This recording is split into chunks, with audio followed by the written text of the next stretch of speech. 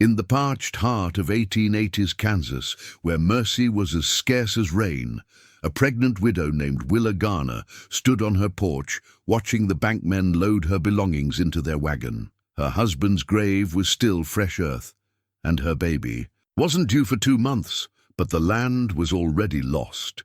She had begged, pleaded, even offered to work without wages, but Samuel Whitmore's bank had no patience for widows or sob stories. The deed was forfeit, the decision final. As tears mixed with dust on her cheeks, Willa prepared to face the world, with nothing but the clothes on her back and a child growing in her belly. Then a shadow fell across her doorway. Elias Crowe, the silent rancher from the neighboring spread, stood there, holding a worn envelope. Without a word, he placed it in her trembling hands. But what secret from Elias's past would make him risk everything to save a woman he barely knew? Before we jump back in, tell us where you're tuning in from. And if this story touches you, make sure you're subscribed, because tomorrow I've saved something extra special for you. The Kansas plains stretched endlessly under a pewter sky, where clouds promised rain but delivered only disappointment. The year was 1884, and the drought had lasted 3 seasons too long. What had once been emerald wheat fields now lay barren, cracked earth that split like broken hearts under the relentless sun. In this unforgiving landscape, the small farming community of Cedar Ridge clung to existence with the stubborn determination of prairie grass. Bent but not broken, weathered but still rooted, Willa Garner's fingers traced the smooth gold band on her ring finger, Thomas's wedding ring that she now wore on a chain around her neck. The metal was warm against her skin, a constant reminder of the man who had promised her forever, but had only managed 18 months. Thomas had been everything the prairie demanded, strong, steady, and unafraid of hard work. He'd courted her with wildflower bouquets and promises of a farm that would flourish even in the hardest times. She'd believed him then, watching his calloused hands plant seeds with the faith of a man who knew spring always followed winter.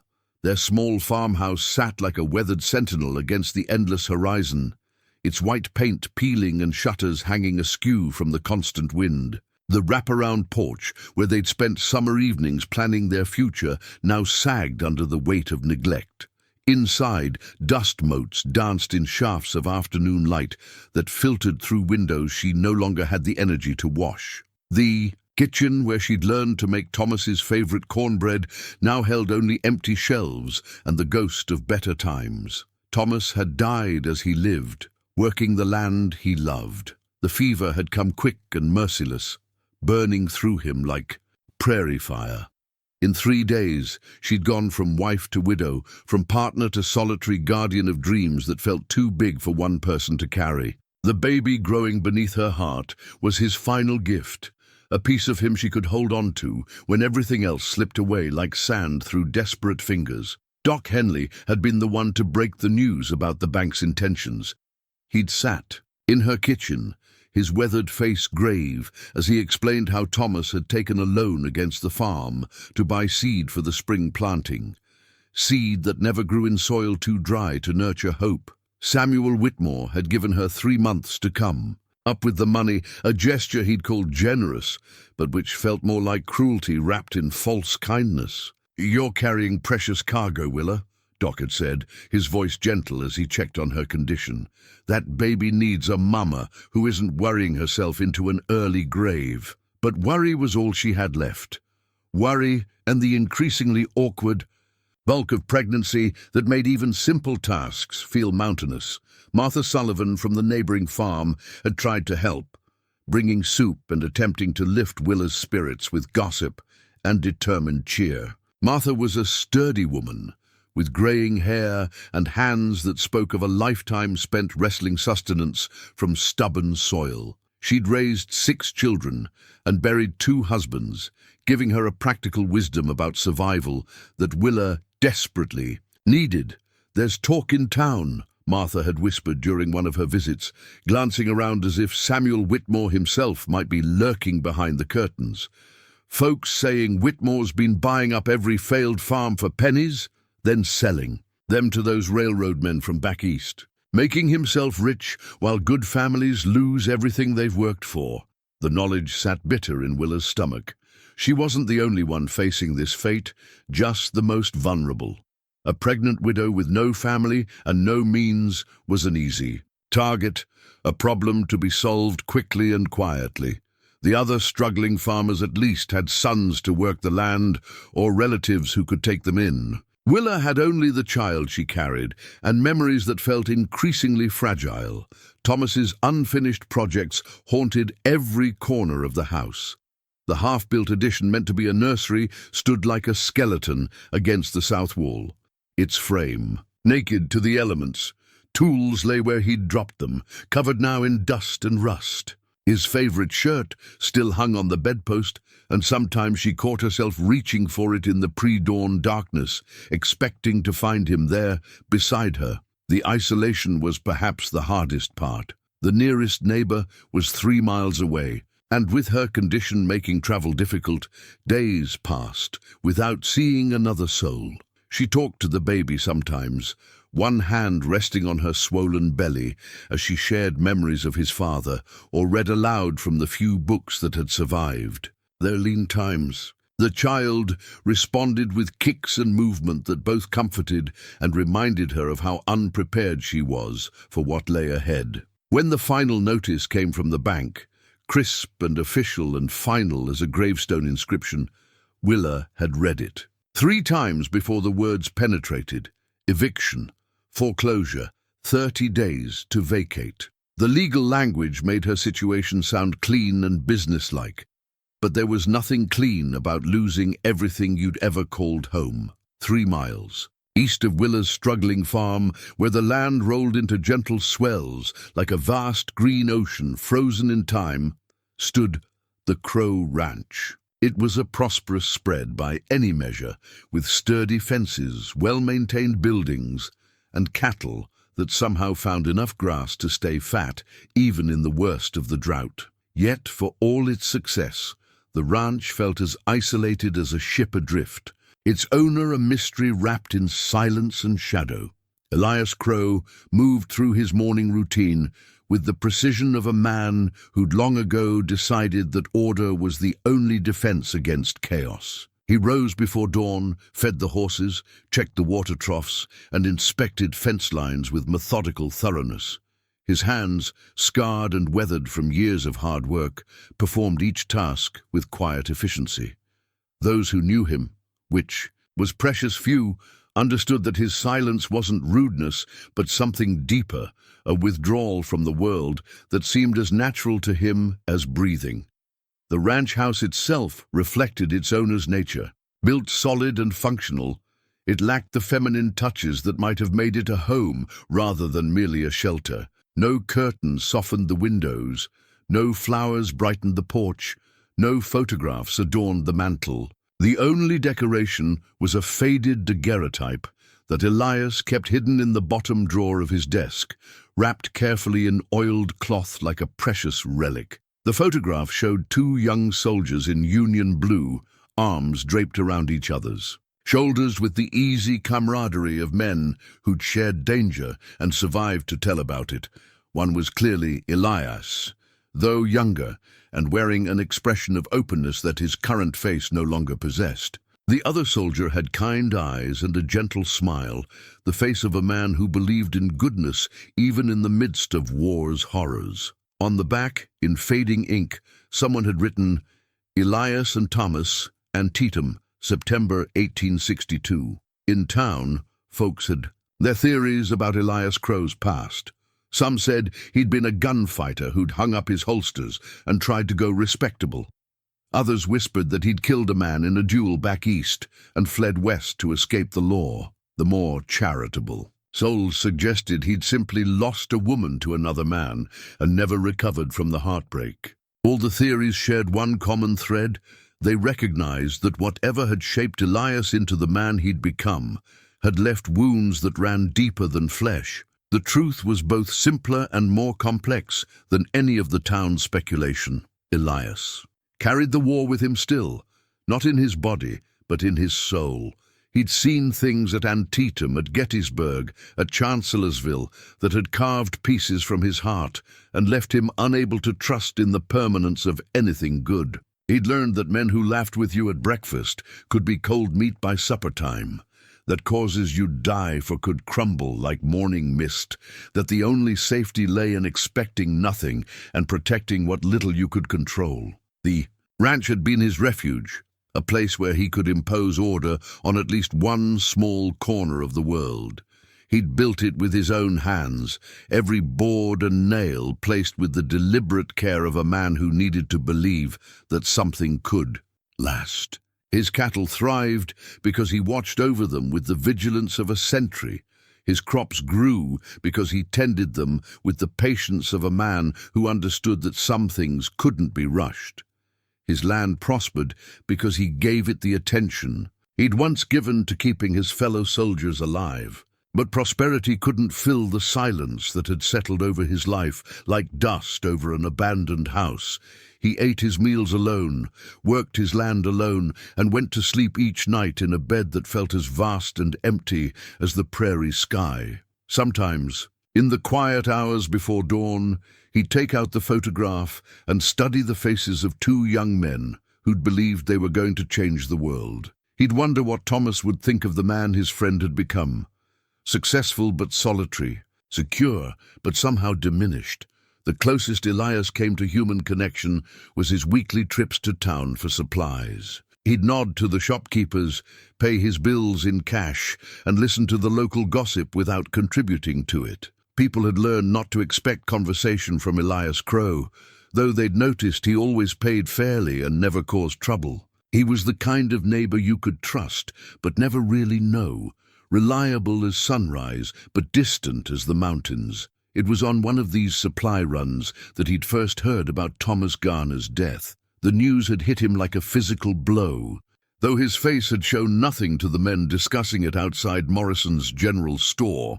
Later, alone in his wagon on the ride home, he'd gripped the reins so tightly his knuckles went white as he processed the information that his oldest friend, the only man who'd truly known him, was gone. That night, for the first time in years, Elias had taken out a bottle of whiskey and drunk until the photograph stopped looking back at him with reproachful eyes. Cedar Ridge sat like a collection of children's blocks scattered across the prairie, its buildings huddled together as if seeking protection from the endless wind and sky. Main Street stretched exactly 4 blocks from the railroad depot at the south end to the white-steepled church at the north, with businesses crowding both sides like spectators at a parade. The town had been born of hope and necessity when the railroad pushed through 10 years earlier, and it had grown with the stubborn persistence of prairie grass, sending down roots whether the soil welcomed them or not. Samuel Whitmore's bank occupied the most prominent corner of Main and First, a 2-story brick building that stood out among the wooden storefronts like a lord among peasants. Whitmore had designed it that way intentionally, wanting everyone who entered his domain to understand exactly who held the power in Cedar Ridge. The brass nameplate on his office door read, "President and Chairman," though locals joked behind. His back, that emperor, would be more accurate. Inside his mahogany-paneled office, Whitmore kept meticulous records in leather-bound ledgers that told the story of the town's financial life in columns of careful script. Each entry represented someone's dreams, a loan for seed money, a mortgage on a family farm, a promissory note for store inventory. But to Whitmore, they were simply numbers, assets to be managed, and profits to be maximized. His particular ledger, the one he kept locked in his private safe, contained a different kind of record entirely. This special ledger tracked what Whitmore privately called his acquisition program. Each page documented a struggling farm, its debt structure, the family's vulnerabilities, and his strategy for eventually claiming the property. The Garner farm occupied 3 full pages, with detailed notes about Thomas's death, Willa's pregnancy, and her complete lack of resources or family support. Beside her name, in red ink, Whitmore had written, "Priority acquisition, Railroad interest confirmed. The railroad connection was the key to everything. Eastern investors, backed by railroad money, were quietly buying up failed farms throughout Kansas, consolidating small holdings into vast ranches that could supply cattle to the growing cities back east. Whitmore served as their local agent, using his position at the bank to identify vulnerable properties and orchestrate their acquisition at rock-bottom prices. He took his commission in cash and land, slowly building his own empire while maintaining the facade of a concerned community leader. The irony wasn't lost on him that his success came from other people's failures. Every drought, every crop failure, every family tragedy translated into opportunity for those with capital and patience. He'd learned long ago that sentiment was a luxury that poor men couldn't afford, and Samuel Whitmore had no intention of ever being poor again. His own childhood memories of want and humiliation had hardened into a shell of ambition that no amount of success could crack. At Morrison's General Store, the hub of local gossip and commerce, folks gathered each morning to discuss the weather, the crops, and their neighbors' business with equal intensity. Old Jake Morrison, who'd run the store since Cedar Ridge was nothing but a depot and 3 buildings, served as the unofficial keeper of the town's collective memory. His store was crammed floor to ceiling with everything from penny candy to farm equipment, and he prided himself on knowing exactly what each customer needed before they asked for it. "That Whitmore's been busy as a bee in clover," Jake confided to his regular customers, his voice carrying the authority of a man who heard everything and forgot nothing. "You heard tell he's bought up the Patterson place, the old Schmidt farm, and now he's got his sights set on the Garner spread.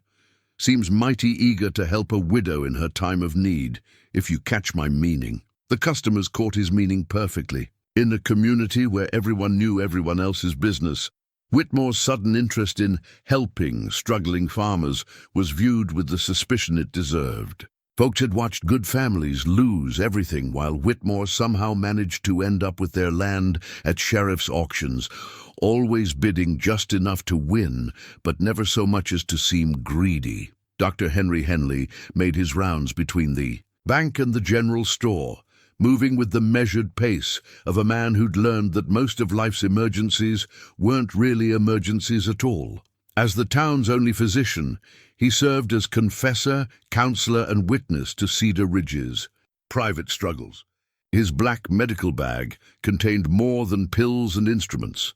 It held the secrets and sorrows of nearly every family in the county. Doc Henley had delivered half the children in town, set their broken bones, and closed their eyes when their time came. He'd seen how quickly prosperity could turn to poverty, how a single season of bad luck could destroy a lifetime of work. That's why Willa Garner's situation troubled him so deeply. She was a good woman, facing impossible circumstances, and the vultures were already circling. At Mabel's Cafe, where the coffee was strong and the pie was legendary, the conversation flowed as freely as the coffee refills. Mabel herself was a mountain of a woman with arms like tree trunks and a heart bigger than her considerable frame. She'd fed half the town through the worst of the drought, extending credit to families who had nowhere else to turn, and somehow managing to keep her own doors open through sheer force of will and community support. "Mark my words," Mabel declared as she refilled coffee cups with practiced efficiency, "that Whitmore's up to no good. No banker gets that rich in a poor county," without stepping on some toes along the way. And now he's got his eye on that poor Garner girl, her barely able to get around with that baby coming and nowhere to turn for help. The assembled diners nodded their agreement, but their sympathy was tempered by their own struggles. Times were hard for everyone, and while they felt for Willa's plight, few had the resources to offer more than moral support. That was the harsh arithmetic of frontier life. Survival often meant looking after your own first and hoping there'd be something left over for your neighbors. The morning of the eviction dawned grey and merciless, with clouds that promised rain, but delivered only false hope. Willa had spent the sleepless night packing her few remaining possessions into 2 battered suitcases and a wooden crate that had once held Thomas's books. Each item she touched carried a memory. The china teacup from their wedding, the quilt her mother had sewn, the tin daguerreotype of Thomas in his Sunday best. How do you pack a life into containers small enough for one woman to carry?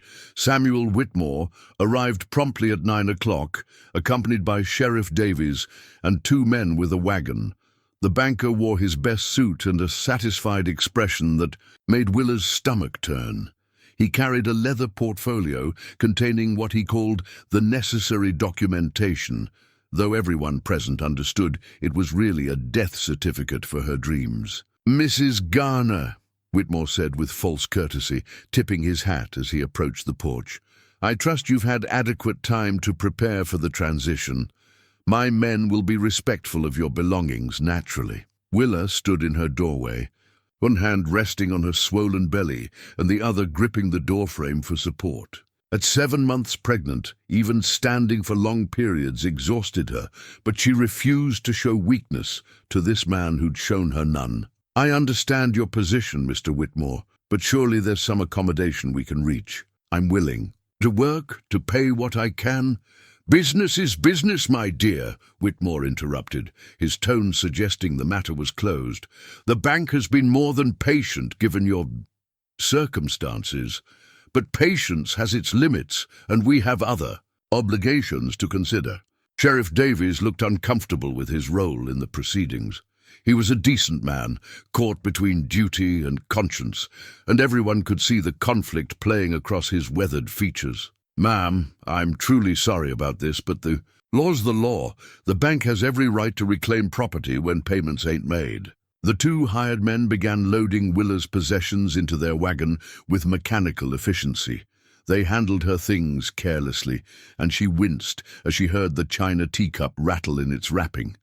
These were strangers touching the remnants of her life, reducing her existence to cargo to be hauled away. That's when the shadow fell across her doorway. Elias Crowe stood there like a figure from a dream, tall and solid and somehow reassuring despite his reputation for silence. He wore his working clothes, denim pants, cotton shirt and boots caked with honest dirt. But there was something different about his posture, a sense of purpose that hadn't been there before. In his weathered hands, he held a manila envelope that looked official and important. "Morning, Mrs. Garner," he said quietly, his voice carrying the authority of a man who'd made up his mind about something. He nodded politely to the other men, but his attention remained focused on Willa. "Brought you something that might be of interest." Whitmore stepped forward, his eyes narrowing as he studied the unexpected visitor. "Mr. Crowe, isn't it? I believe. This is a private matter between the bank and Mrs. Garner. Your presence here isn't required."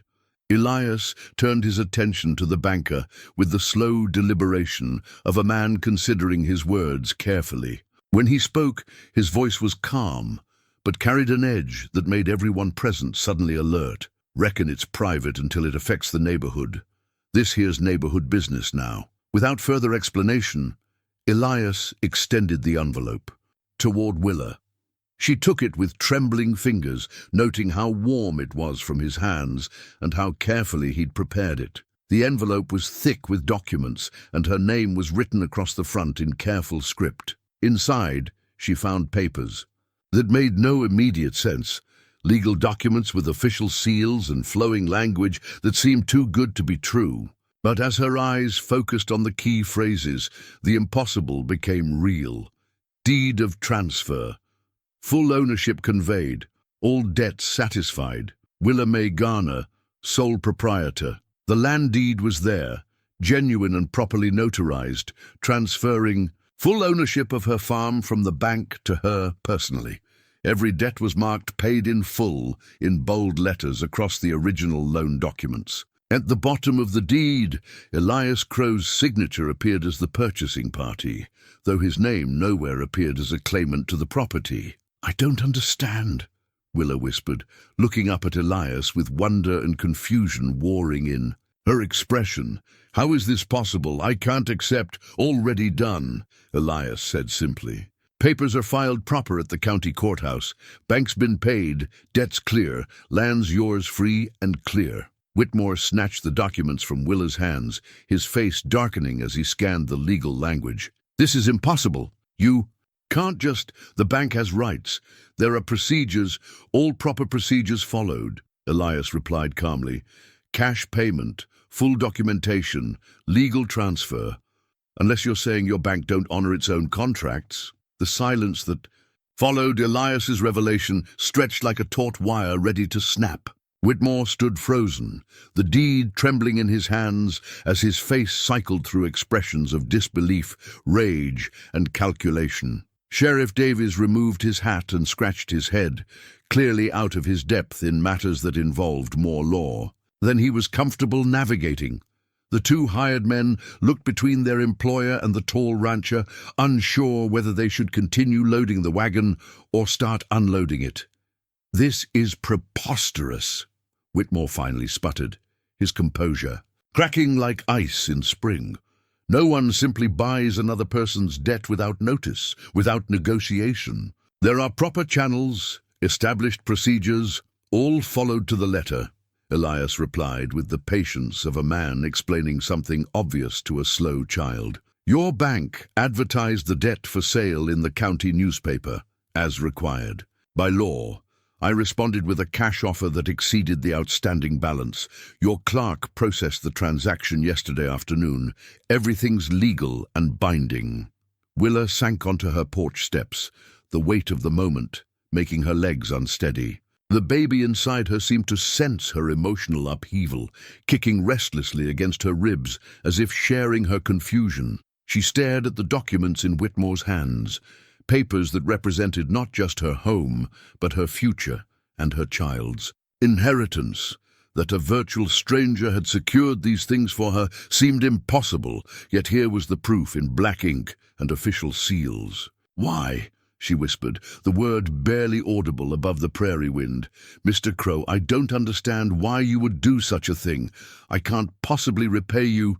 No repayment needed, Elias said, his eyes meeting hers briefly before sliding away. Consider it a neighborly gesture.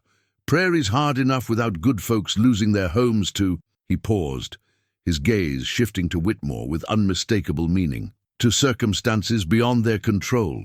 In Thomas's unfinished workshop, visible through the open barn doors, sat the cradle he'd been building when the fever took him. The wood was weathered now, the joints loose from exposure to the elements, but the love that had shaped each careful cut remained evident in every curve and angle. Thomas had spent his evenings there, planning for a child he'd never meet, crafting a place where his son or daughter would sleep safely. Now, thanks to a silent rancher's inexplicable generosity, that cradle might actually fulfill its purpose. Whitmore thrust the papers back toward Willa with barely controlled fury. This isn't over, Mrs. Garner. Legal complications have a way of arising in cases like this. Property disputes, title questions, tax assessments. There are many ways a situation can become difficult. The threat hung in the air like smoke from a grass fire, obvious to everyone present. Sheriff Davies shifted uncomfortably, clearly, wanting no part in whatever scheme the banker was contemplating.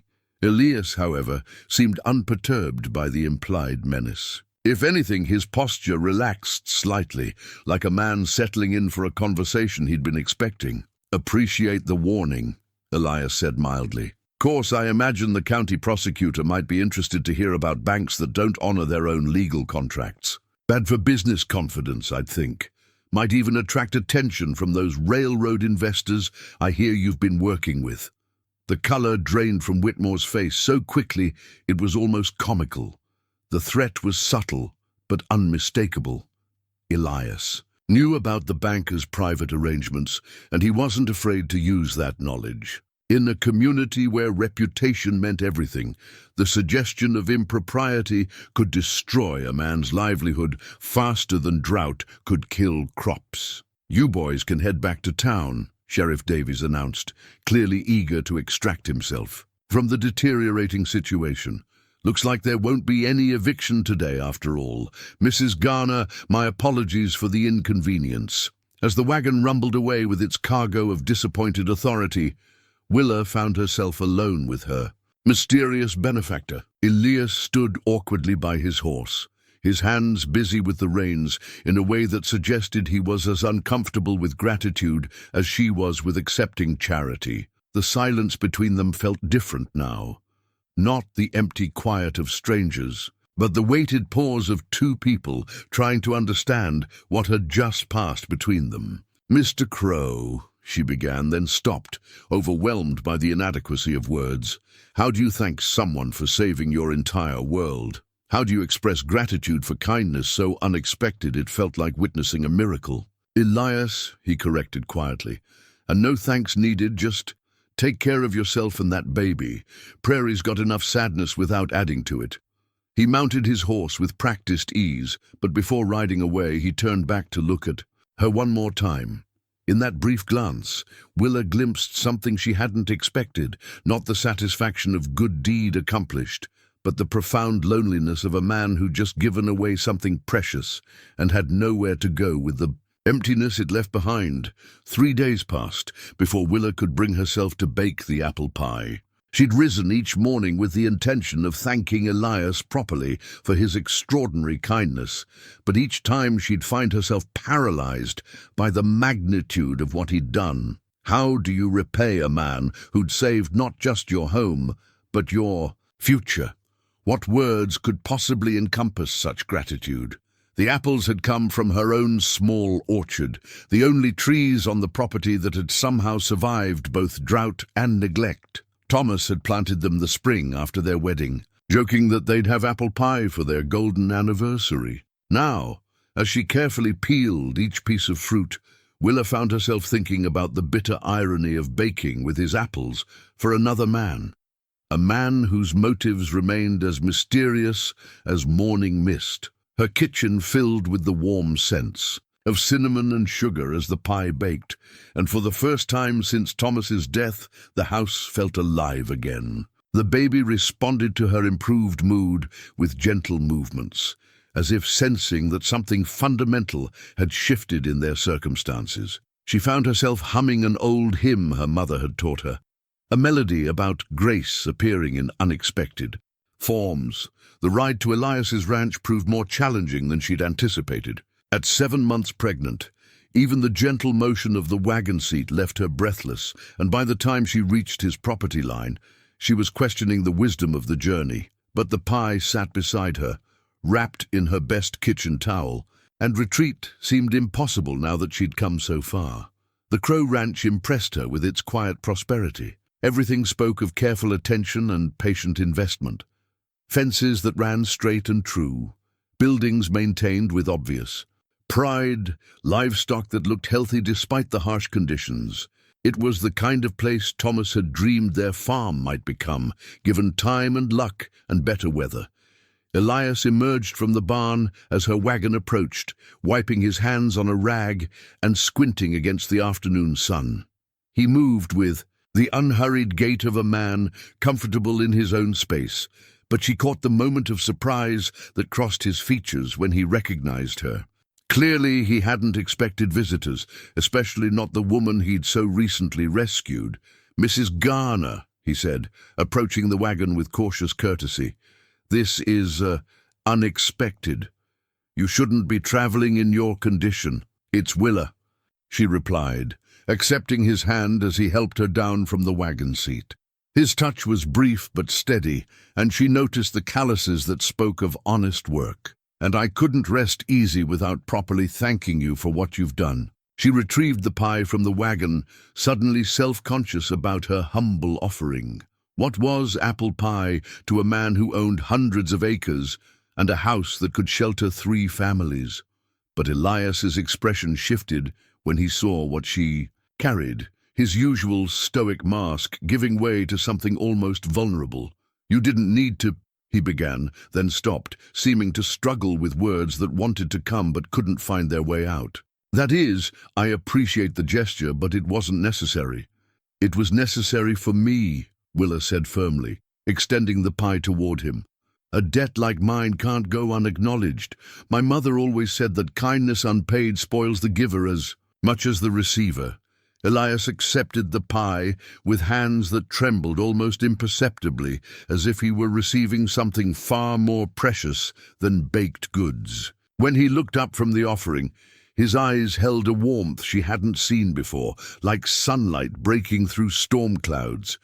"Would you, that is, if you're not in a hurry to get back?" He gestured toward his porch, where two chairs sat, facing the endless horizon.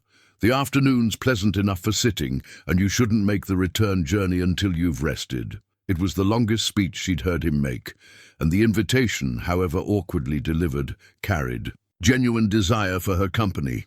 Willa found herself nodding before she'd consciously decided to accept, drawn by something in his manner that suggested loneliness as deep as her own. As they settled onto the porch chairs, the pie resting on a small table between them, Willa realized this was the first time since Thomas's death that she'd felt truly welcome in another person's presence. Word traveled fast in a town the size of Cedar Ridge, and by Sunday morning, everyone knew about Willa Garner's miraculous salvation and the mysterious circumstances surrounding it.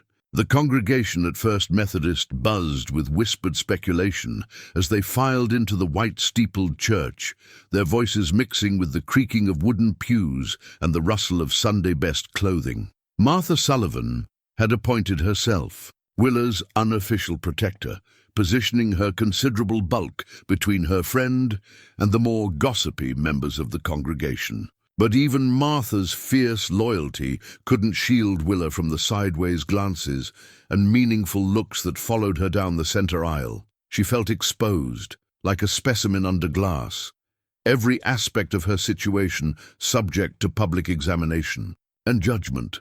"Mighty convenient, that rancher showing up just when she needed saving," whispered Prudence Whitmore, Samuel's sharp-tongued wife, to her circle of equally sharp-tongued friends. "Makes a person wonder what arrangements might have been made beforehand." The implication hung in the air like incense, smoky and poisonous. In a community where reputation mattered more than money, suggestions of impropriety could destroy a woman faster than any scandal. Willa kept her eyes fixed on the altar, her hands folded protectively over her swollen belly, trying to ignore the weight of speculation that pressed down on her like summer heat. After the service, as the congregation lingered outside to exchange pleasantries and gossip, Willa found herself increasingly isolated. Women who had previously offered sympathy now maintained careful distance, as if her good fortune might be contagious in ways they preferred to avoid. Their children were pulled closer when they wandered too near, and conversations died when she approached. It was then that she noticed the envelope tucked under her wagon seat, a piece of paper folded and wedged where only she would find it. With trembling fingers, she extracted the anonymous message, her heart sinking as she read the crude handwriting. "Decent women don't take charity from strange men. Some gifts come with prices decent folk can't pay. Best remember your husband's memory before it's too late." The letter was unsigned, but its meaning was crystal clear. Someone in town believed her acceptance of Elias's help compromised her moral standing, and they wanted her to know that people were watching, judging, waiting for her to stumble. The cruelty of it took her breath away, that in her moment of greatest need, when a kind stranger had offered salvation, others would twist that kindness into something sordid. Martha appeared at her elbow, taking one look at Willa's pale face and the paper in her hands. Without a word, she plucked the letter away and read it herself, her expression darkening with each word. When she finished, she crumpled the paper in her substantial fist and dropped it into the dust. "Cowards," Martha declared loudly enough for nearby eavesdroppers to hear. "Takes a special kind of yellow belly to send poison pen letters to a pregnant widow. Some folks got nothing better to do than spread misery like seeds in winter." But the damage was done. As Willa drove home alone, the letter's words echoed in her mind like a funeral dirge. She'd been naive to think that accepting Elias's help would come without consequences. In a town where everyone knew everyone else's business, her association with the mysterious rancher would be dissected and judged until truth became indistinguishable from speculation. The worst part was the seed of doubt the letter planted. She barely knew Elias Crowe, had no understanding of his motives or expectations. What if the gossips were right? What if his kindness came with strings attached, obligations she couldn't fulfill? The thought made her stomach churn with something beyond morning sickness. That evening, as she sat alone in her kitchen with Thomas's wedding ring heavy around her neck, Willa wrestled with questions that had no easy answers. How much was her independence worth? Could she continue accepting help from a man whose intentions remained unclear? And most troubling of all, why did the thought of cutting ties with Elias Crowe fill her with a loneliness deeper than any she'd known since Thomas's death? Outside her window, storm clouds gathered on the horizon, promising either blessed rain or destructive wind. Like everything else in her life lately, the approaching weather carried both hope and threat in equal measure. Willa woke to the sound of hammering, rhythmic and purposeful, coming from somewhere near the barn. Dawn had barely touched the horizon, painting the sky in shades of pearl and rose, but someone was already at work on her property. She struggled from bed, her pregnancy making even simple movements an effort, and peered through her bedroom window to investigate the source of the early morning industry. Elias stood in her barnyard, stripped to his shirt sleeves, despite the morning chill, methodically replacing the broken fence posts that had been listing like drunken soldiers for months. His horse was tethered nearby, and a wagon loaded with lumber and tools suggested he'd come prepared for serious work. He moved with practiced efficiency, each swing of his hammer purposeful and precise, transforming her neglected property one post at a time. The sight filled her with conflicting emotions. Gratitude warred with embarrassment. She was grateful for the help, but mortified that her circumstances were so obviously desperate. Independence wrestled with practicality. She needed the assistance, but hated being seen as helpless. And underneath it all ran a current of something warmer, a recognition that Elias had appeared not because she'd asked, but because he'd seen a need and chosen to fill it. By the time she'd dressed and made her way outside, Elias had completed nearly half the fence line.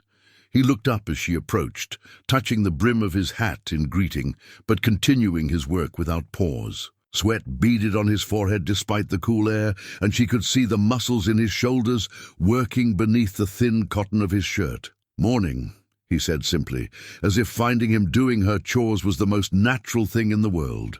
"Hope the hammering didn't wake you. Wanted to get started early before the heat builds up." "You don't need to," Willa began, then stopped, recognizing the futility of the protest. The fence clearly needed repair. She was in no condition to do it herself, and he was already 3/4 finished. "That is, I appreciate the help, but I can't keep accepting your charity." Elias paused in his hammering, studying her with those grey eyes that seemed to see more than they should. "Not charity," he said finally. "Good fences make for good neighbours. This benefits both our properties." It was a polite fiction, and they both knew it. His own fences were in perfect repair, maintained with the care of a man who understood that details mattered. But the lie was kindly meant, allowing her to accept his help without feeling completely powerless. As the morning progressed, Willa found herself drawn into the rhythm of his work. She couldn't contribute much physically, but she could fetch tools, hold board steady, and provide the small assists that made his job easier. They worked mostly in silence, but it was a comfortable quiet, punctuated by brief exchanges about technique or materials. When they reached the corner post near the barn, Elias discovered rot that went deeper than surface appearance suggested. The entire section would need rebuilding, a job that required precision and patience. He studied the problem with the thoughtful attention of a craftsman, then began the careful work of excavation and replacement. "Thomas started this project," Willa said quietly, watching him work. "He said good fences were the foundation of good farming. Never got the chance to finish it." Elias's hands stilled for a moment, and when he resumed work, his movements carried extra care, as if he understood he was completing another man's vision. "Seems like a man who knew what he was doing," he said. "Foundations solid, just needed someone to carry on where he left off." The repaired fence post stood straight and true when he finished, anchored deep and braced against whatever storms might come. Looking at it, Willa felt something shift inside her chest. Not guilt at seeing another man complete her husband's work, but gratitude that Thomas's plans were finally being realized. The post represented more than property maintenance. It was a bridge between past and future, between loss and hope.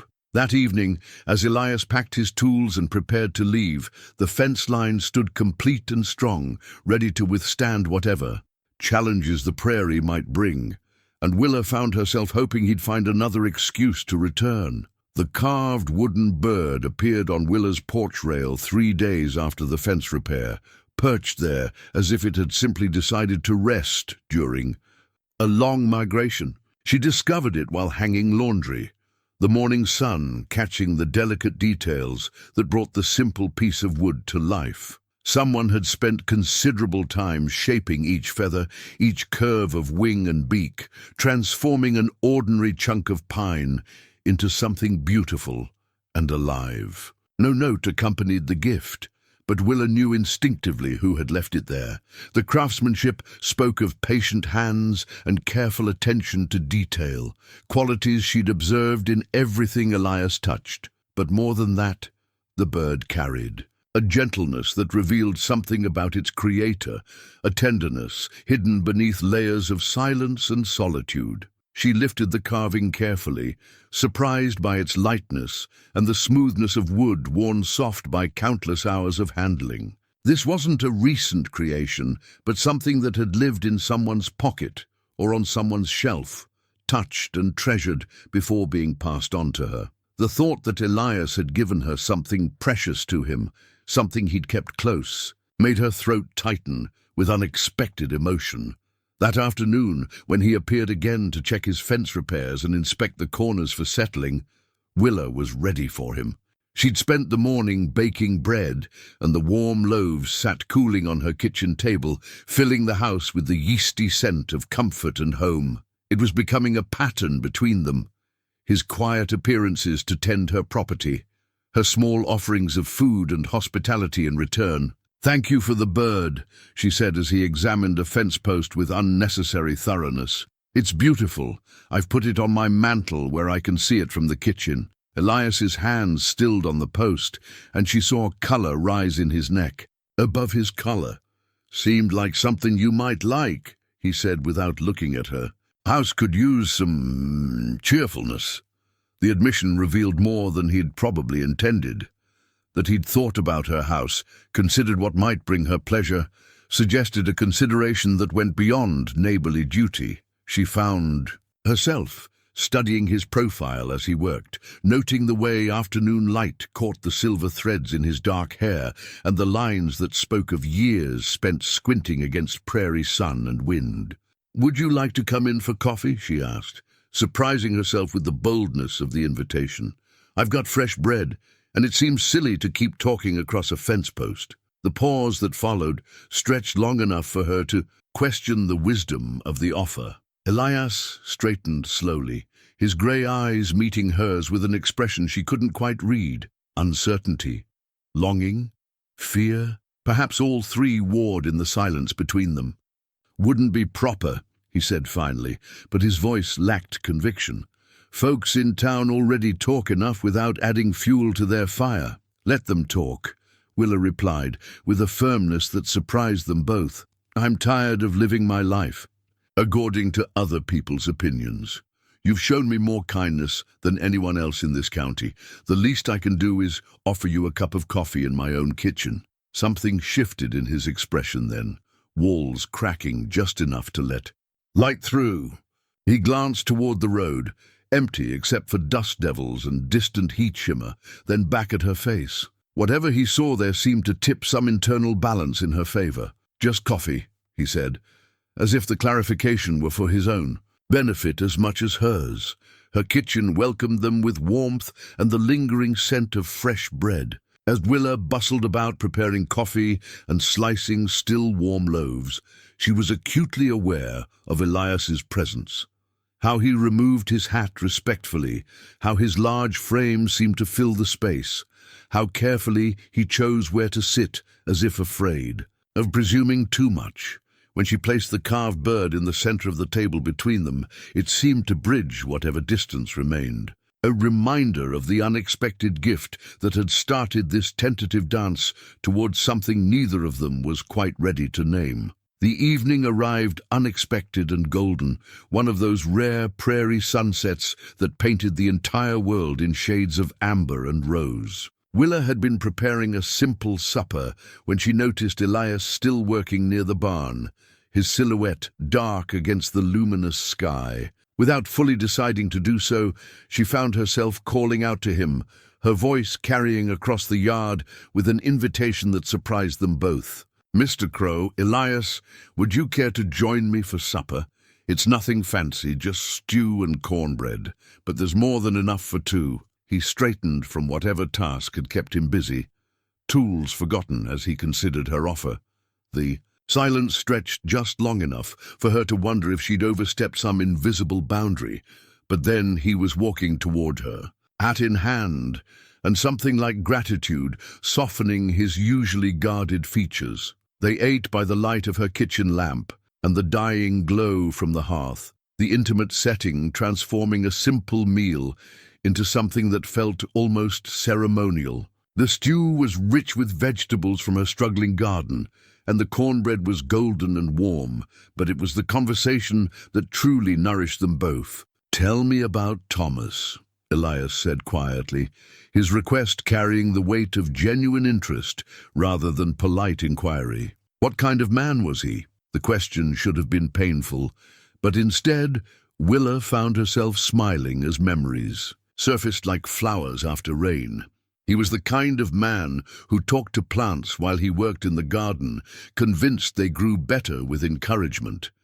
He used to tell the corn it was going to be the finest crop Kansas had ever seen, whether it looked promising or not. Elias listened with the focused attention of someone storing away every detail, and she found herself sharing stories she hadn't told anyone since Thomas's death. How he'd sung off-key while doing chores, how he'd carved their initials in the E. Oak tree by the well, how he'd spent their last Christmas morning reading aloud from Dickens while she cooked breakfast. "He sounds like a good man," Elias said when she finished, his voice carrying something deeper than polite acknowledgement, the kind who deserved to see his child grow up.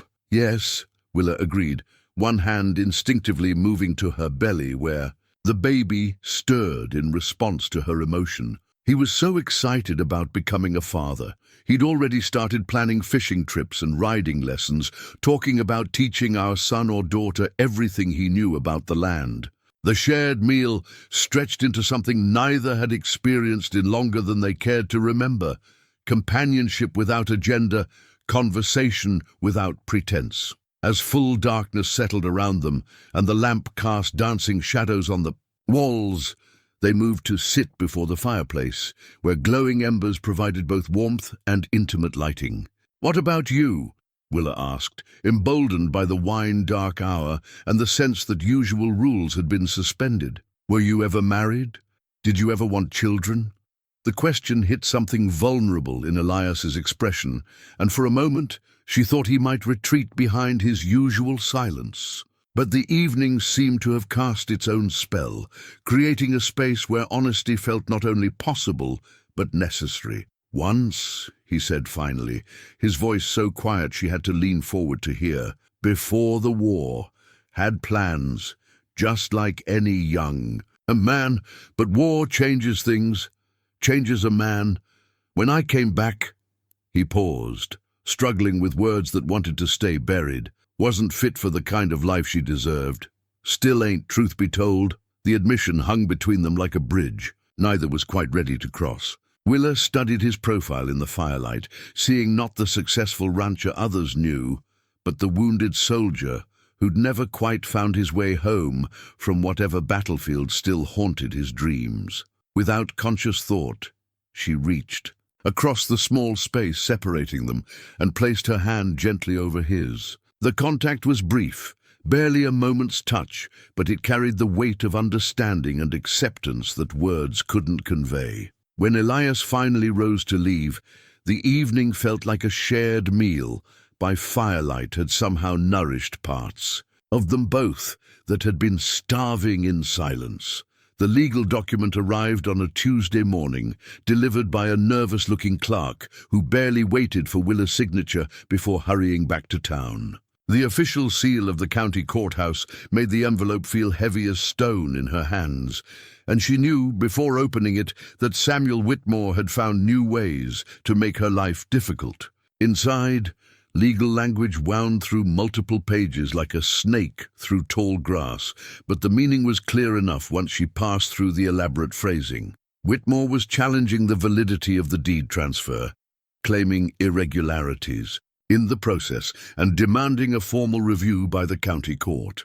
He alleged that proper notification procedures hadn't been followed, that the sale price was suspiciously above market value, and that the entire transaction bore hallmarks of fraud designed to circumvent legitimate banking practices. The allegations were serious enough to cloud the title until resolved, potentially freezing any improvements to the property and certainly casting doubt on her legal right to remain there. Worse, the document hinted at broader investigations into Elias's finances and business practices, suggesting that helping her might cost him far more than the money he'd spent on her behalf. Willa sank into her kitchen chair, the baby kicking restlessly, as if sensing her distress. The brief period of security and hope that had followed Elias's intervention was crumbling like a sandcastle before an incoming tide. Whitmore wasn't content to accept his defeat gracefully. He was determined to punish both her and her unlikely savior for daring to thwart his plans. That afternoon, Martha Sullivan arrived with flour and indignation in equal measure, having heard about the legal challenge through the town's efficient gossip network. She bustled around Willa's kitchen with the purposeful energy of a woman preparing for battle, her substantial frame radiating protective fury. "That snake Whitmore's been bragging all over town about how he's going to sort this mess out proper," Martha declared, rolling out pie dough with more force than necessary. "Says he's got friends in the county courthouse who understand the importance of maintaining legal standards. Makes my blood boil, the way he's twisting this into some grand crusade for justice." The implications were clear enough. Whitmore had connections and influence that a pregnant widow and a reclusive rancher couldn't match. He could afford to drag the case through the courts for months, bleeding them both financially, while maintaining the comfortable fiction that he was simply upholding the law. "What does Doc Henley say about all this?" Willa asked, knowing that the physician often served as the community's unofficial voice of reason during disputes. Martha's expression grew even grimmer. "Doc's worried, honey.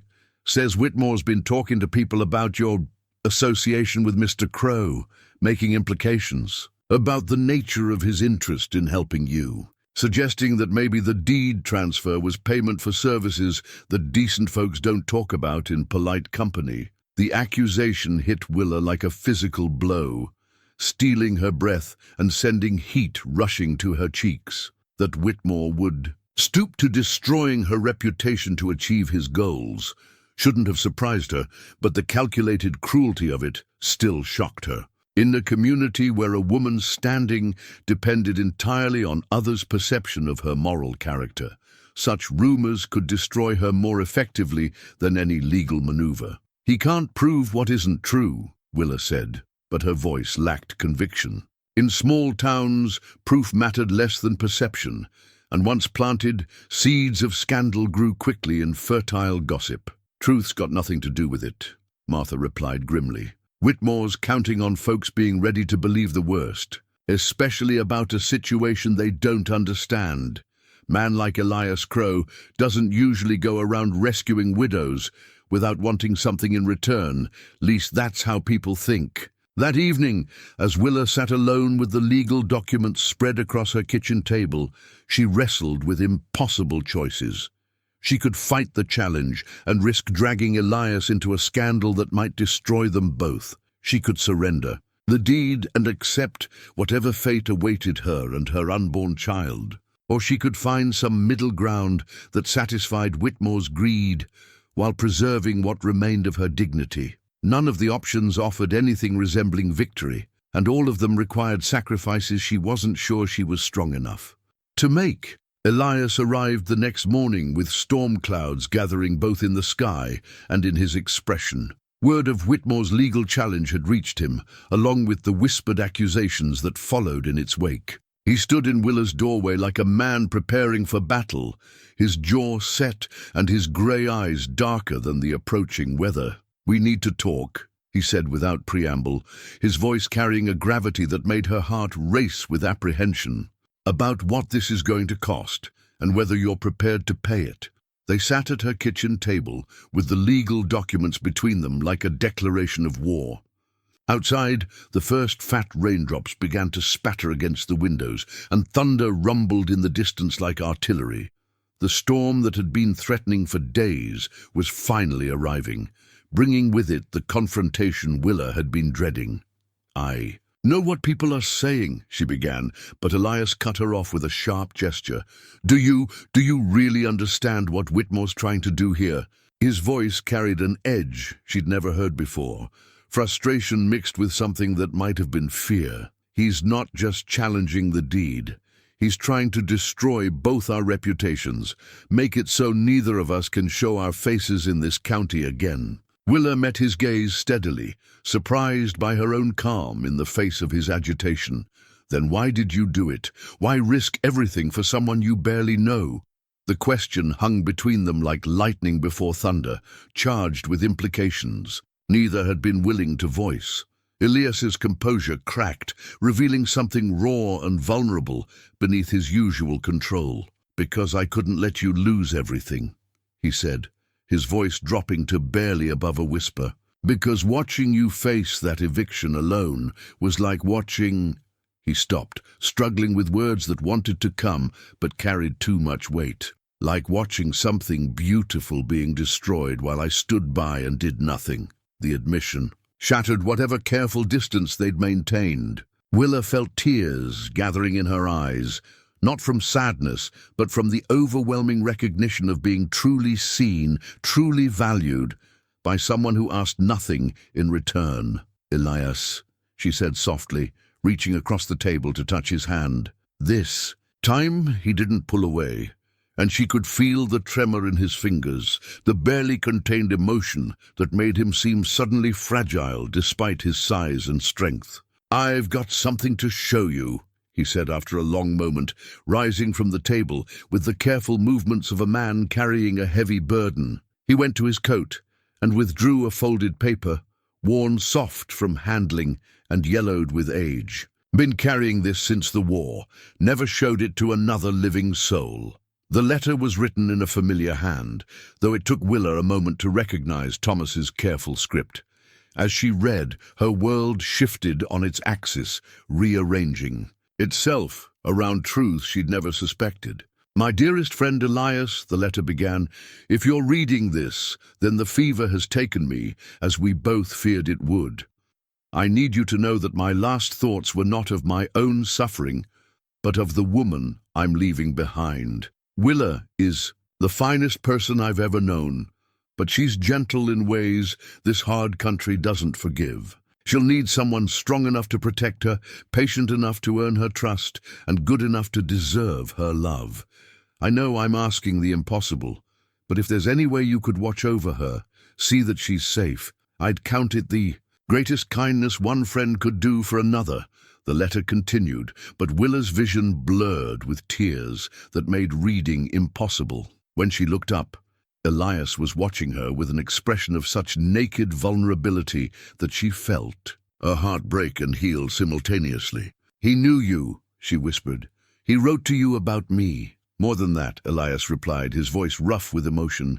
He loved you enough to trust me with the most precious thing in his world, and I loved him enough to try to be worthy of that trust. Outside, rain began to fall in earnest, washing the dusty world clean and filling the air with the scent of renewal and hope. The rain drummed steadily against the windows as Elias sat across from Willa. Thomas's letter still spread. Between them, like a bridge across years of silence, something had broken open in him, and words that had been locked away for decades began to flow like water through a broken dam. "We met at a recruitment station in Missouri," he began, his voice carrying the careful cadence of a man telling a story he'd never shared. "Two farm boys who thought war was going to be an adventure. Thomas was 18, same as me, but he had this way of seeing the best in everything, even when we were marching through mud and sleeping in the rain." Willa listened without interruption, understanding that this confession had been building for years and couldn't be rushed or redirected. Outside, lightning illuminated the prairie in stark black and white, and thunder followed like the echo of old cannons. "He saved my life at Antietam," Elias continued, his fingers tracing the edge of the worn letter. "Took a bullet meant for me. Spent 3 weeks in a field hospital while I sat beside his bed, wondering how I was going to live with the debt. When he finally pulled through, he acted like it was nothing, said that's what friends do for each other." From his coat pocket, Elias withdrew a small leather portfolio, its surface cracked and stained from years of careful preservation. Inside were his military discharge papers, the official documentation of his service with the 5th Kansas Volunteer Infantry. But it wasn't the formal language of military bureaucracy that made Willa's breath catch. It was the notation at the bottom, written in a different hand: "Recommended for Medal of Honor, declined by request of recipient." "I couldn't accept it," Elias said, noticing her surprise. "Felt wrong taking recognition for something Thomas should have shared. He was the brave one, always putting himself between danger and anyone who needed protection. I was just trying not to get killed and get home in one piece." The rain outside intensified, turning the world beyond the windows into a grey blur that seemed to mirror the emotional storm breaking inside the small kitchen. Willa studied the discharge papers, trying to reconcile the modest man before her with the decorated soldier these documents described. "After the war, I couldn't settle," Elias admitted. "Tried going back to Missouri, tried starting over in Colorado, but nothing felt right. Everywhere I went, I carried the weight of things I'd seen, friends I'd lost. Thomas was the only one who understood what it was like, coming home to a world that expected you to just forget and move on." He paused, lost in memories that clearly still had the power to wound. When he spoke again, his voice carried the weight of old guilt and newer understanding.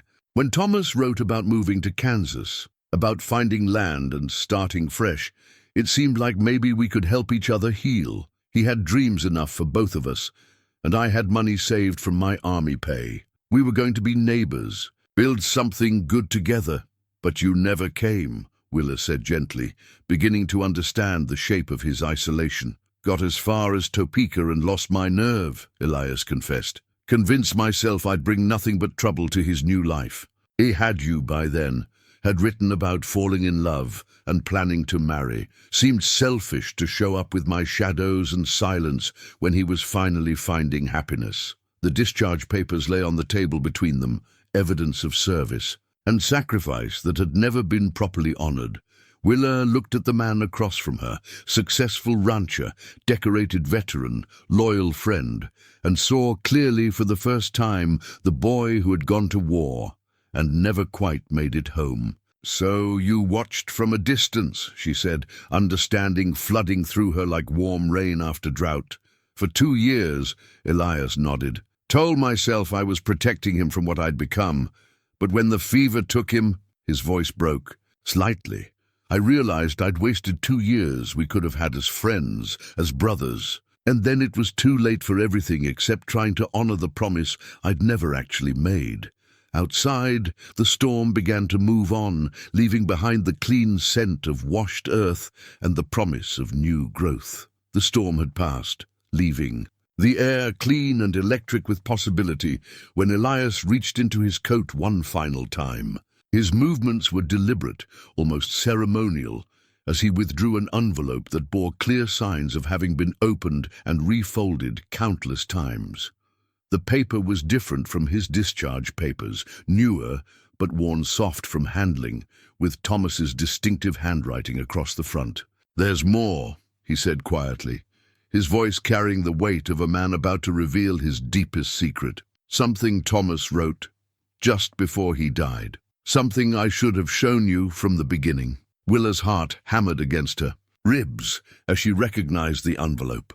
It was addressed to her in Thomas's careful script, but the seal had been broken long ago. Her hands trembled as she accepted it, understanding instinctively that whatever it contained would change everything between them. The letter inside was dated just 3 days before Thomas's death, written in the shaky hand of a man fighting fever, but determined to communicate something vital. As Willa read, the world around her seemed to shift and realign, like pieces of a puzzle finally falling into proper order. "My beloved Willa," the letter began, "if you are reading this, then the fever has claimed me as we both feared it might. I need you to know that my friend Elias Crowe will come to you soon. Do not be surprised by this, and do not turn him away. He is the finest man I have ever known, though he would never claim such distinction for himself." Willa's breath caught as the full implications of Thomas's words became clear. This wasn't a letter asking Elias to watch over her. It was a letter preparing her for Elias's arrival, written by a dying man who had orchestrated their meeting from beyond the grave. "Elias saved my life during the war, but more than that, he saved my soul. When I came home broken and angry, it was his letters that reminded me there was still goodness in the world worth fighting for. When I met you, I wrote to tell him I had found the woman I wanted to share my life with, and his response was so full of joy for my happiness that I knew he was a man who could be trusted with everything precious to me." The letter continued, each word hitting Willa like a revelation. "I have asked him to look after you should anything happen to me, but I hope for something more. Elias carries wounds from the war that have never properly healed, and he has convinced himself that he is unworthy of the kind of love and family that every good man deserves. But you, my darling, have the gift of seeing past surface scars to the goodness underneath.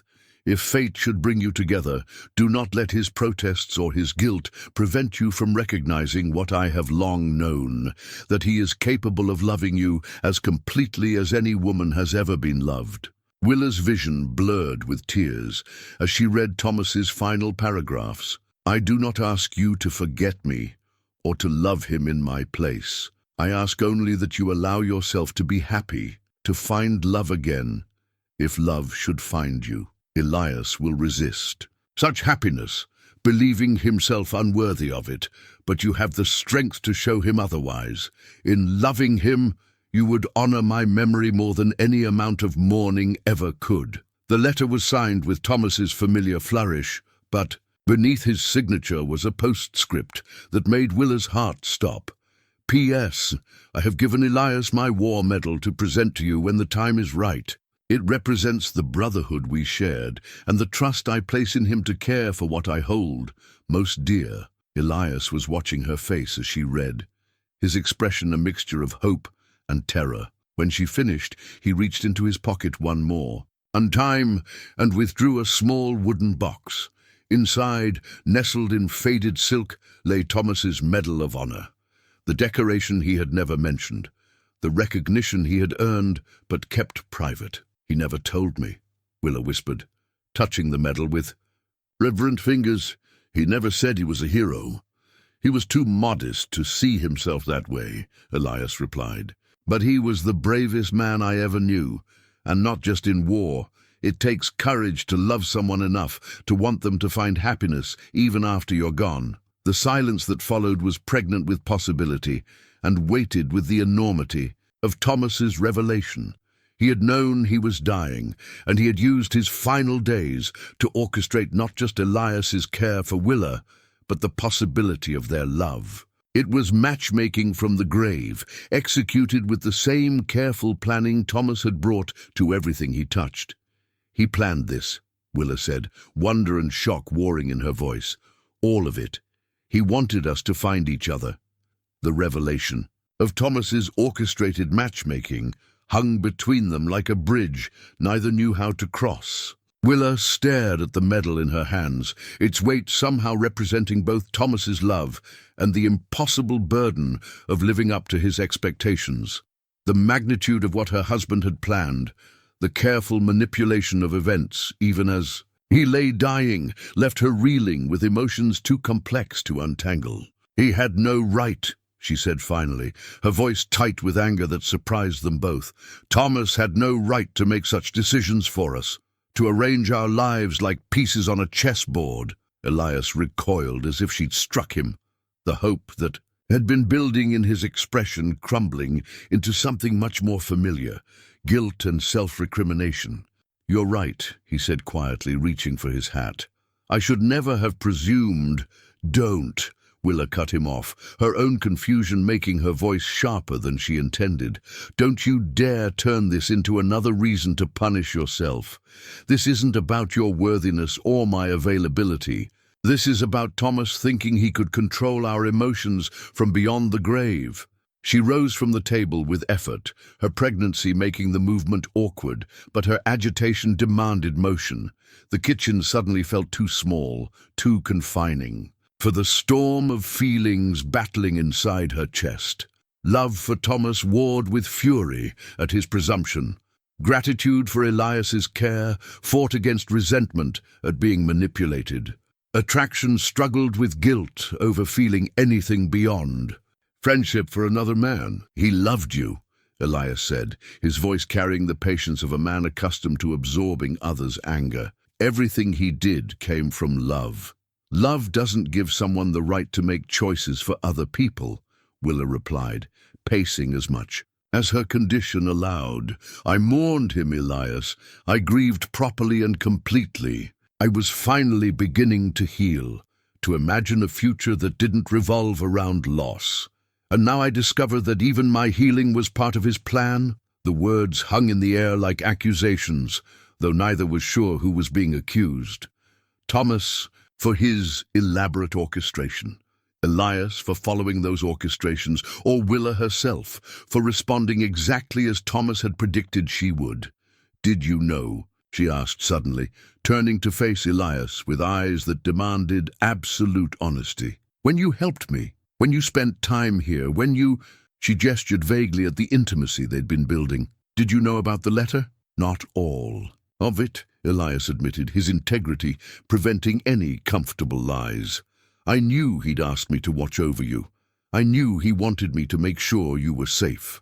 But the rest, about encouraging something between us, about wanting us to find love, I didn't know that until recently." "How recently?" The question came out like a demand. "The day I gave you the deed," he confessed, his voice barely above a whisper. "I found the letter that morning, hidden with his medal, read it 3 times before I understood what he was really asking of me." The admission hit Willa like a physical blow. Every kindness, every moment of connection, every gentle gesture had been tainted by knowledge she hadn't possessed.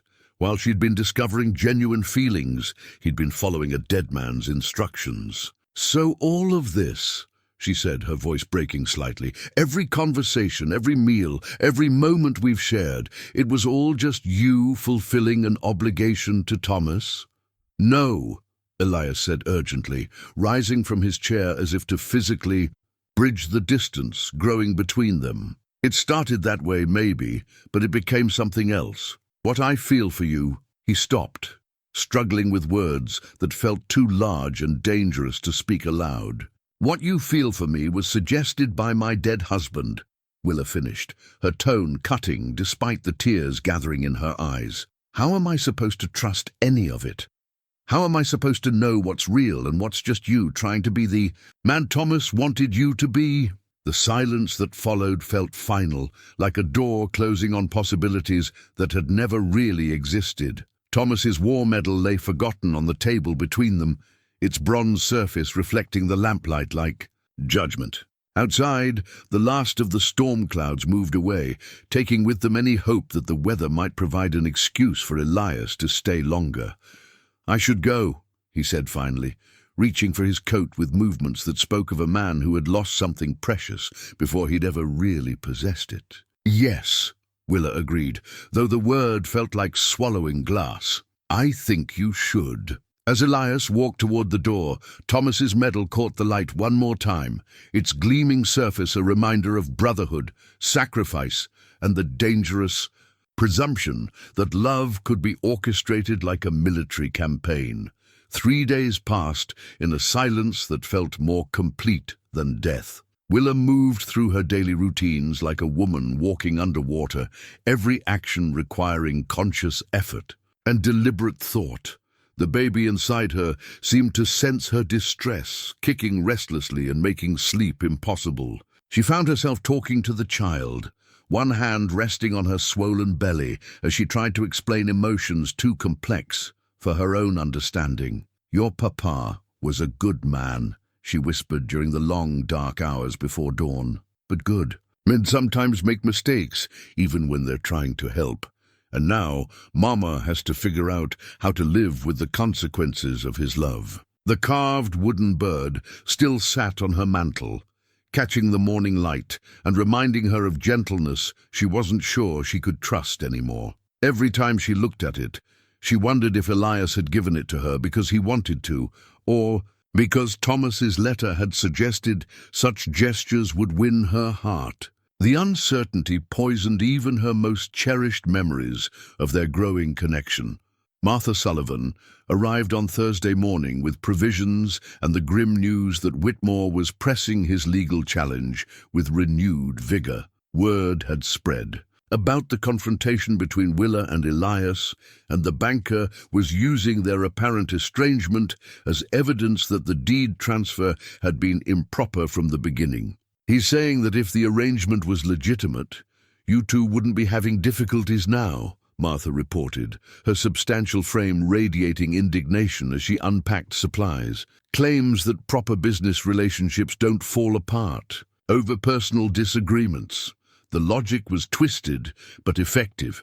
In a community where everyone knew everyone else's business, the sudden cooling between Willa and Elias provided ammunition for those who wanted to believe the worst about their association. Whitmore was using their heartbreak as evidence of corruption, turning their pain into legal strategy. "Doc Henley's worried about you," Martha continued, studying Willa's pale complexion and the shadows under her eyes. "Says a woman in your condition shouldn't be carrying this kind of stress. Bad for you and bad for the baby." That afternoon, as if summoned by their conversation, Doc Henley arrived with his black medical bag and the weary expression of a man who'd seen too much suffering. His examination was gentle but thorough, and his conclusions were delivered with the blunt honesty that made him trusted throughout the county. "Your blood pressure is elevated, and the baby's positioning suggests you're closer to delivery than we initially calculated," he said, packing his instruments with practiced efficiency. "Under normal circumstances, I'd recommend complete bed. Rest for the remainder of your pregnancy. But these aren't normal circumstances, are they?" The question carried weight beyond medical concern. Doc Henley had been present at too many births, witnessed too many family crises, to miss the signs of emotional turmoil that could complicate even routine deliveries. He'd seen strong women brought low by stress, and he wasn't about to let Willa become another casualty of other people's conflicts. "You need to resolve this situation," he said firmly. "Whether that means fighting Whitmore's challenge or finding some other solution, you can't continue living in this state of uncertainty. Your body won't tolerate it much longer." That evening, as Willa sat alone in her kitchen contemplating impossible choices, She heard the unmistakable sound of multiple horses approaching her property. Through her window, she could see lanterns bobbing in the darkness and the silhouettes of several men on horseback. Her heart hammered against her ribs as she recognized Whitmore's voice among the others. Though she couldn't make out the words, the delegation that approached her porch was impressive in its official authority. Whitmore had brought Sheriff Davies, County Clerk Morrison, and two men she didn't recognize, but whose Eastern clothing suggested they were the railroad investors she'd heard whispered about. In the lamplight, their faces carried the grim satisfaction of men who believed they held all the advantages. "Mrs. Garner," Whitmore said with false courtesy, removing his hat as he approached her door. "We apologize for the late hour, but urgent business requires immediate attention. We have documents that need your signature." The papers he produced were thick with legal language, but their meaning was clear enough. A settlement offer that would void the original deed transfer, compensate Elias for his investment, and transfer the property to Whitmore's railroad associates for a sum that would allow Willa to relocate somewhere far from Cedar Ridge. "It's a generous offer," one of the Eastern men said, his voice carrying the smooth authority of someone accustomed to closing deals. "More than enough for a fresh start in a city where opportunities for a woman in your situation would be considerably better." The implication was unmistakable. Take the money and disappear, or face a legal battle she couldn't win and public scandal she couldn't survive. They were offering her a way out that preserved everyone's dignity while giving them what they wanted: her land and her absence. In her bedroom drawer, wrapped carefully in oiled cloth, lay the loaded shotgun Thomas had taught her to use for protection against prairie wolves and other predators. As she looked at the men on her porch, their faces hard with determination and their intentions clear as moonlight, Willa realized that some predators walked on two legs and wore business suits. The time for passive acceptance was over. Whatever happened next would require her to fight for what mattered most, not just her land, but her right to choose her own future. Willa's refusal to sign the settlement papers hung in the night air like a challenge thrown down before armed men. The delegation on her porch exchanged glances that spoke of contingency plans and escalating pressure, while she stood in her doorway with one hand resting protectively on her swollen belly and the other gripping the doorframe for support. "I'm afraid you don't understand the gravity of your situation, Mrs. Garner," Whitmore said, his false courtesy evaporating like morning dew. "This offer represents your only reasonable option. The alternative is a legal battle you cannot win and scandal that will follow you wherever you go." That's when the first labor pain hit her, sharp and unmistakable, doubling her over with its intensity. The baby, as if sensing the threat to their sanctuary, had decided this moment of maximum crisis was the perfect time to make its entrance into the world.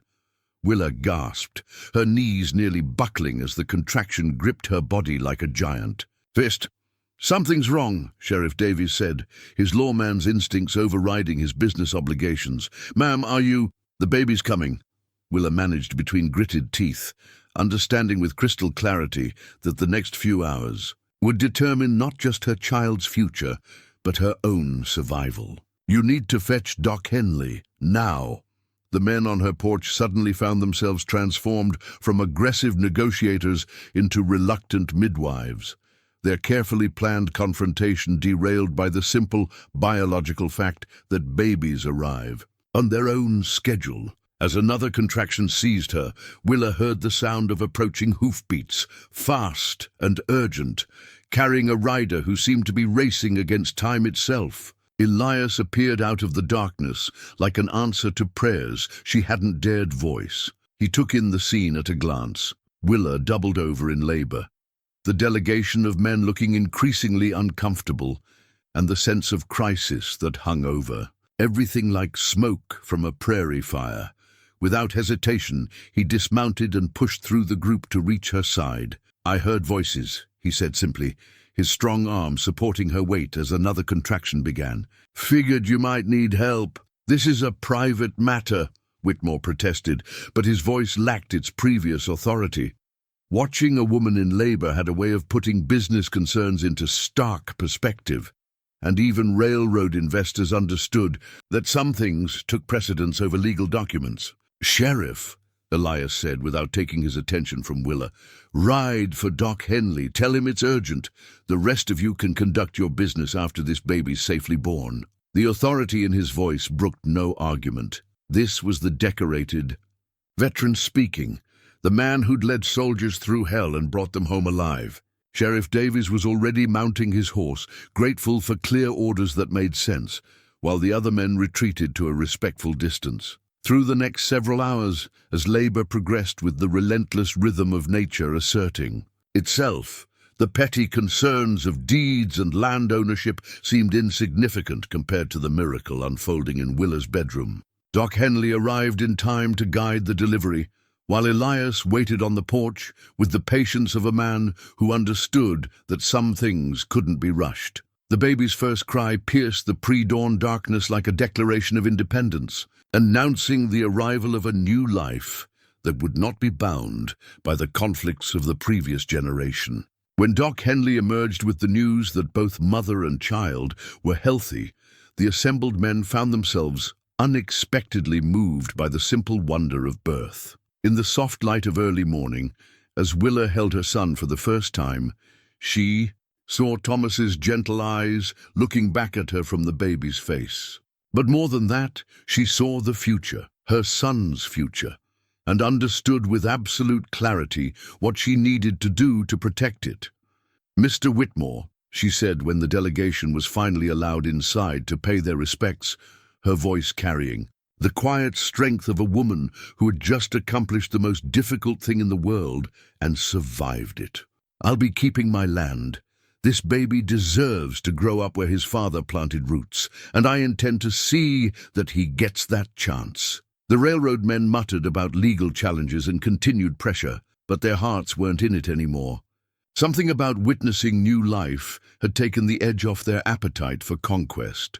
Whitmore himself seemed diminished, his schemes rendered petty by the presence of genuine miracle. As the delegation finally departed, Elias remained behind to help with the practical needs of a new mother and child. He worked quietly and efficiently, bringing water, tending the fire, and making himself useful without presuming anything about their relationship. When Willa finally asked him to hold the baby while she rested, he accepted the responsibility, with the reverence of a man being granted an unexpected blessing. "What will you name him?" Elias asked softly, studying the small face with wonder. Willa wrapped the child in the blanket she'd been knitting throughout her pregnancy. Soft wool, dyed blue with prairie flowers, a labor of love that had sustained her through the darkest months. "Thomas Elias Garner," she said, meeting his eyes with a smile that held both forgiveness and possibility. "After his father, and the man who helped bring him safely into the world." In that moment, surrounded by new life and endless prairie sky, the future stretched before them like an unwritten story, full of hope and second chances and the quiet promise that some love stories begin not with passion, but with patience.